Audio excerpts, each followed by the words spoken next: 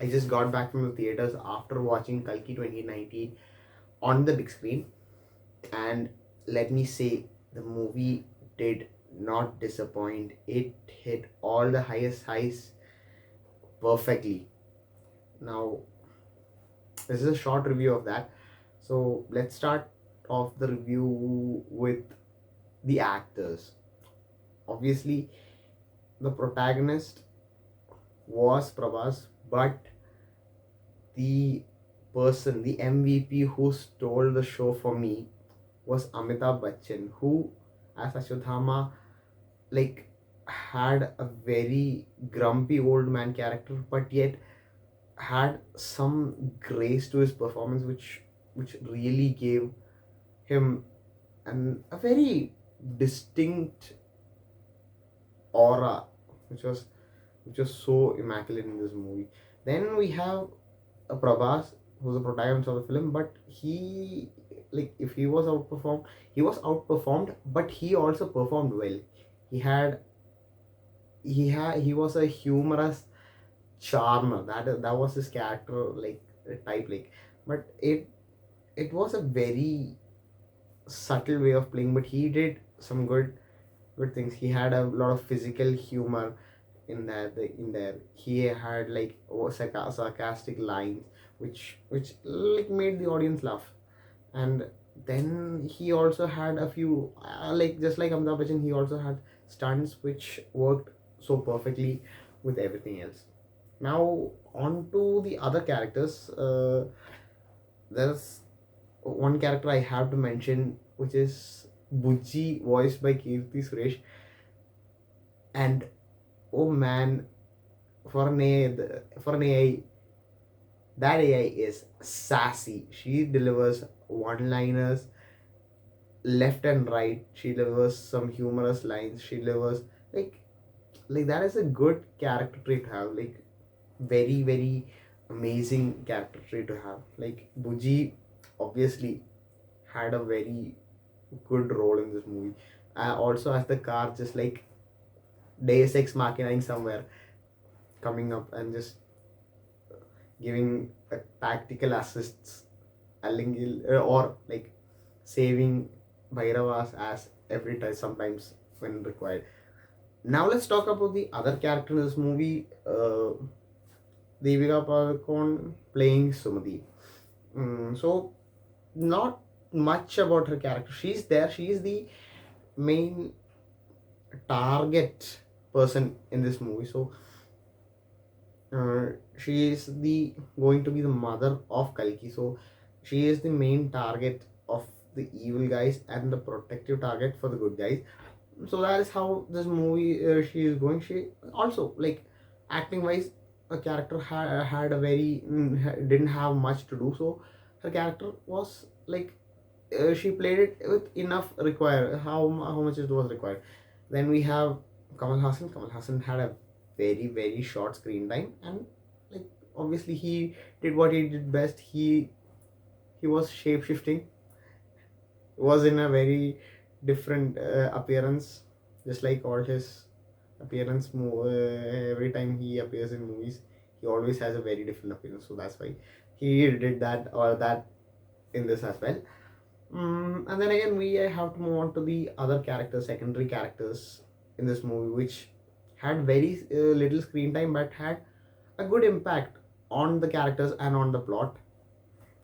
Obviously, we had characters played by Anna Ben, Shobana, Pashupati, and, like, there was a little kid. I don't know her name. So all of these characters had like a small portions to play, but had significant things to add to the story itself. We also had a few cameos here and there. Uh, Not important. Even, like, we had, spoiler alert, I don't know how, but since the director confirmed, we have Dulquer Salman character, who was like, literally, even if he was not there, it wouldn't have made any difference. So Dulquer had a character like that. So with all of that, the cast and like actors are out of the way. Now let's talk about some story points, because story things, I have to say the first half had a bit of a pacing issue in the story. For me personally, I felt the first half was a bit lagging, but then and yeah, that is the main issue I had. That is one of the issues I had with the movie was the laggy pacing in the first half. Okay, so now on to the some of the technical sides of the movie. The cinematography. I don't know the cinematographer name. I'm just gonna put it up right here because it is something Croatian itch. I don't know, like it's gonna be up here. It's gonna be blinking big light big words.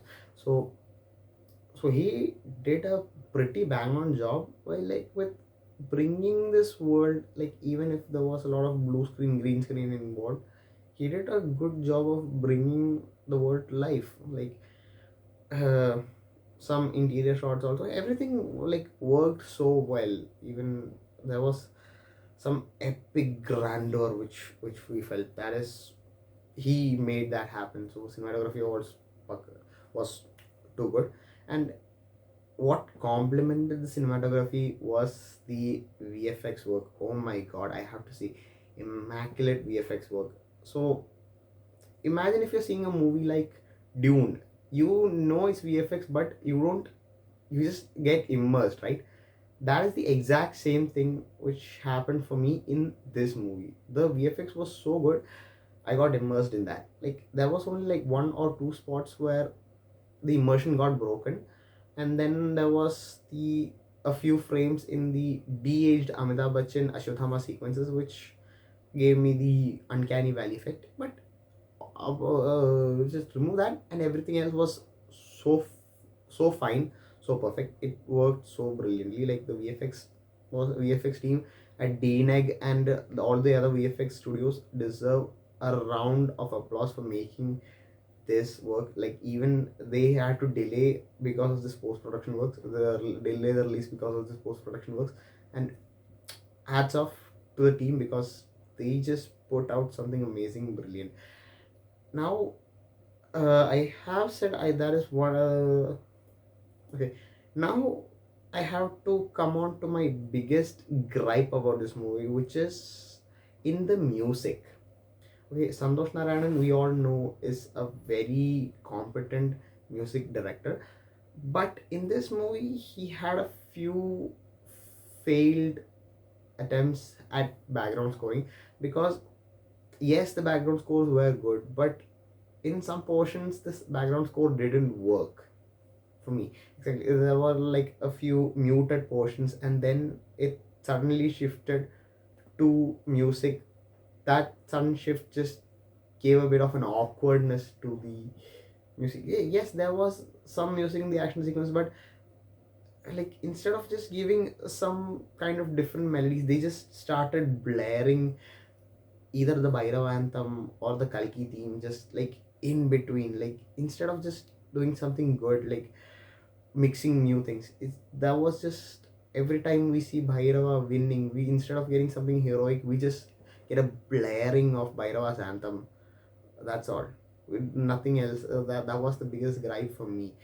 So in all of that technical side, yeah, that was work. Then we also have to talk about the stunts.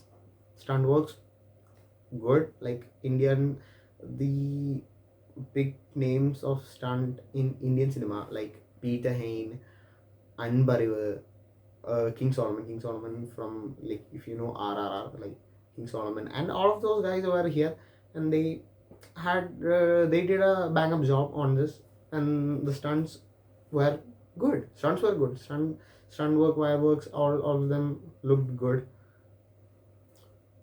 Okay, before my final verdict, these are few words to director Nag Ashwin himself. Mr. Nag Ashwin, you beautiful, brilliant minded director. Man, this was your passion project and you just knocked it out of the park, man.